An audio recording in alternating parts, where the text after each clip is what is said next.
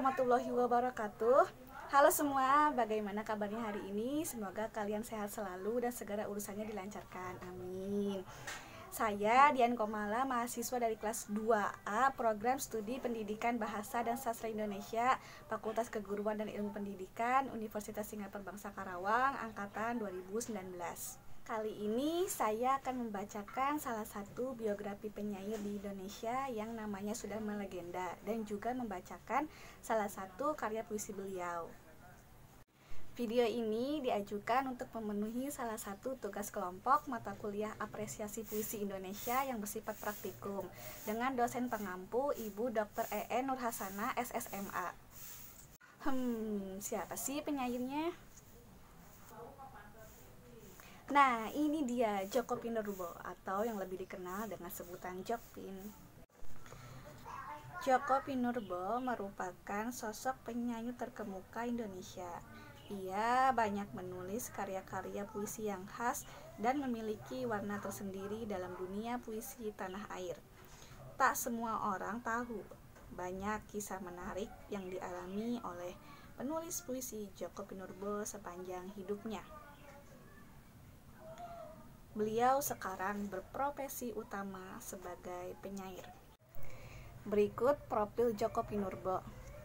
Philippus Djoko Pinurbo, atau yang lebih dikenal dengan nama Djoko Pinurbo, merupakan seorang penyair Indonesia kelahiran Sukabumi 11 Mei 1962. Ia memiliki istri bernama Nurnaini Amperawati Firmina yang dikaruniai 2 orang anak, yaitu Pasca Wahyu Wibisono dan Maria Azalia Anggraini. Ayah Djoko sendiri bernama Sumardi, sedangkan ibunya bernama Nasilah. Sedari kecil, Djoko Pinurbo sangat suka menulis. Pada tahun 1973, ia lulus dari Sekolah Dasar Mardi Yuwana Warung Kiara, Sukabumi. Selanjutnya, ia meneruskan pendidikannya di Sekolah Menengah Pertama Sanjaya Babadan, Sleman, dan lulus pada tahun 1976. Selanjutnya, ia mengikuti seminar ST Petrus Canisius Mertoyudan Magelang pada tahun 1981.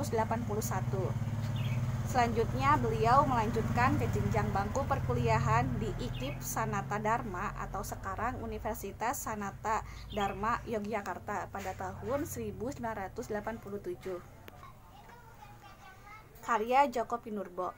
Djoko Pinurbo sejatinya sudah mengamati puisi atau sajak selama 20 tahun. Selama 20 tahun itulah sayangnya Djoko masih belum bisa menulis puisi. Baru pada tahun 1999, Djoko berhasil menulis puisi dan membukukannya dengan tema celana. Tema ini belum pernah digunakan sama sekali oleh penulis-penulis sebelumnya. Semenjak saat itu, ia menerbitkan lebih banyak karya puisi yang tidak kalah bagusnya. Beberapa di antaranya yaitu Celana pada tahun 1999, Telepon Genggam pada tahun 2003, Kekasihku pada tahun 2004, Pacar Senja 100 puisi pilihan pada tahun 2005, Di Bawah Kibaran Sarung pada tahun 2001, Pacar Kecilku pada tahun 2002, dan masih banyak lagi yang lainnya. Isi puisi Djoko Pinurbo memadukan unsur humor, narasi, dan ironi. Selain itu, dirinya juga pandai dalam hal menggunakan dan mengolah citraan yang mengacu pada peristiwa sehari-hari. Karya puisi yang dibuatnya memiliki bahasa yang cair namun panjang, dengan kata-kata yang menarik, membuat puisi Djoko Pinurbo dapat diterima dan dinikmati oleh para pecinta sastra di Indonesia. Selain aktif dalam menerbitkan buku-buku puisi, Djoko Pinurbo juga aktif menulis esai pada beberapa majalah dan juga surat kabar. Beberapa di antaranya yaitu Kompas, Horizon, Suara Pembaharuan, dan masih banyak lagi yang lainnya. Prestasi Djoko Pinurbo. Soal prestasi, Djoko Pinurbo telah meraih banyak sekali penghargaan. terutama penghargaan yang berhubungan dengan karya yang pernah dibuatnya. Dua puisi Djoko yang berjudul Di Bawah Kibaran Sarung pada tahun 2011 dan Pacar Kecilku 2012 pernah mendapatkan Khatulistiwa Literary Award. Ia juga sering diundang dalam acara pembacaan puisi internasional. Beberapa di antaranya yaitu Poetry Festival International Transnational 2001 di Inggris, Festival of Arts International 2002 di Belanda, serta Indonesian Poetry Forum 2012 di Jerman. Djoko Pinurbo juga pernah diundang dalam acara Festival Puisi Internasional Indonesia 2002 di Solo, Jawa Tengah. Ia juga pernah mendapatkan penghargaan tokoh sastra terbaik versi majalah Tempo dan juga puisi terbaik dari Dewan Kesenian Jakarta. Tak cukup itu saja, ia juga pernah mendapatkan penghargaan bergengsi SEA World Award pada tahun 2014. Selain itu, Sri Sultan Hamengkubuwono X juga pernah memberikannya penghargaan berupa anugerah kebudayaan sebagai pelestari seni. Masih banyak prestasi Djoko Pinurbo lainnya yang tak mungkin disampaikan satu persatu. Demikian sedikit informasi mengenai biografi dari seorang penulis terkemuka Indonesia, Djoko Pinurbo. Hingga saat ini, beliau berusia 58 tahun dan masih aktif berkecimpung di dunia sastra. Sekian dan semoga menginspirasi banyak orang. Pembacaan biografi tadi saya ambil dari https://bahasaforesterak.com biografi Djoko Pinurbo dan https sastrawacana.id biografi Djoko Pinurbo.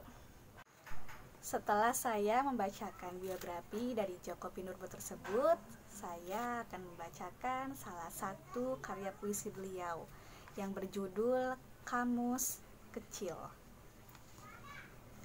Saya dibesarkan oleh bahasa Indonesia yang pintar dan lucu, walau kadang rumit dan membingungkan. Ia mengajari saya cara mengarang ilmu, sehingga saya tahu bahwa sumber segala kisah adalah kasih, bahwa ingin berawal dari angan, bahwa ibu tak pernah kehilangan iba, bahwa segala yang baik akan berbiak, bahwa orang ramah tidak mudah marah, bahwa seorang bintang harus tahan banting, bahwa untuk menjadi gagah kau harus menjadi gigih, bahwa terlampau paham bisa berakibat hampa, bahwa orang lebih takut kepada hantu ketimbang kepada Tuhan, bahwa pemurung tidak pernah merasa gembira, sedangkan pemulung tidak pernah merasa gembira, bahwa lidah memang pandai berdalih, bahwa cinta membuat dera berangsur reda, bahwa orang putus asa suka memanggil asuh, bahwa amin yang terbuat dari iman menjadikan kau merasa aman.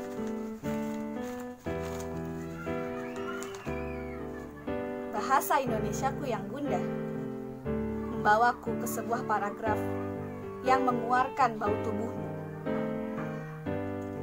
malam merangkai kita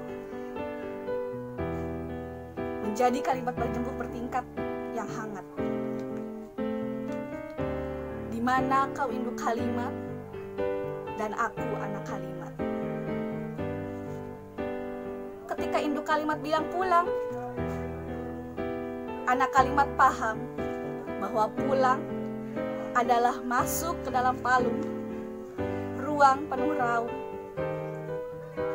Segala kenang tertidur dalam kening.